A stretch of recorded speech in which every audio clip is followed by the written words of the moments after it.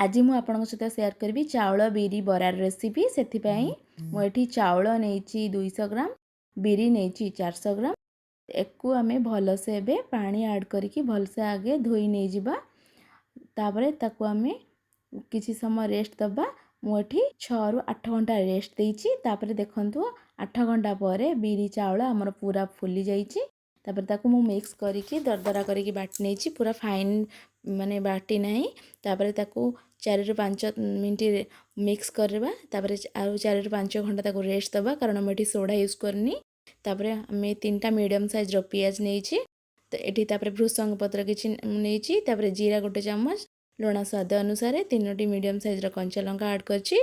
ताकू आमे तापर तेल फ्राए करबा मु तेल को प्रथम एठी हाई कर देथिली तापर मीडियम रे रखिकी मीडियम टू लो रे रखिकी ताकू फ्राए करने जाउछि देखंतु हमर बड़ा केते क्रिस्पी बनिछि आपण साउंड रो जानि परथिबे वीडियो भल लागुथिले लाइक कमेंट शेयर निश्चिंत करिवे।